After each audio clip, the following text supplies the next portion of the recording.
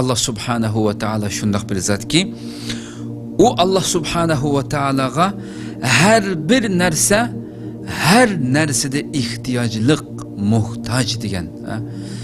Ya'ni butkul mushu koinotda siz kallangizda o'ltirib tasavvur qilingki, bu koinotda hiçbir bir narsa her qandaq bir şekilde buluştan qat'i nazar, her bir mahluq özünün şekli, hayat yaşaş kabiliyeti, hayat yaşaş basqıçları hemmasida butkul basqıçlarda, butkul şekillerde her zaman, her minut, her sekund Allah subhanahu va taolaga muhtoj, Allah'a ehtiyojliq.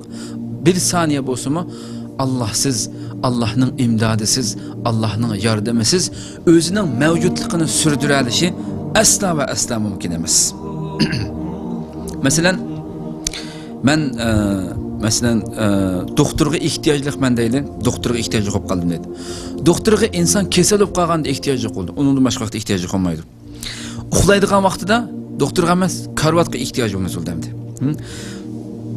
Balamizni o'qitmoqchi biz, ma'lum bir fanda ojizlab qoldi. O'qituvchiga ehtiyojliq biz. Agarda hammasi joyida menayotgan bo'lsa, o o'qituvchiga ehtiyojimiz yo'q.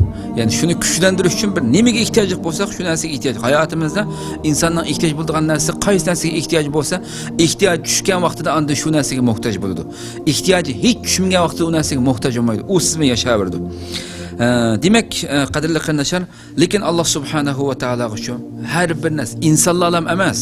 Yani biz insaniyet dünyasını söz qilmayotimiz. Yani faqat ve faqat insonlardan ham söz qilmayotimiz.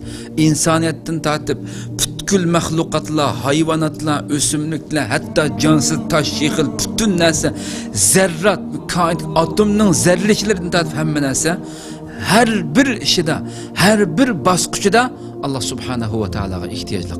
Allahsız bir sekund şekildimi mevcut bulup duruşu, özünün mevcutluğunu sürdürülüşü asla ve asla mümkün emas qadrli qarindoshlar. Allah şundaq aziz zat ki, butkul narsaning ki qaim bulup duruşu, mevcutluğunu sürdürülüşü yalğuz ve yalğuz ana şu Rabbimiz Allah subhanahu ve taala bilalli buludu. Allahu la ilahe illa huvel hayyul qayyum. O şundaq Allah ki dedi. Onundan başka ilah yok. O şundaq Allah ki huvel hayyul qayyum, tirik. Al qayyum bo'lgan butkul narsalarning ki qaim bo'lishi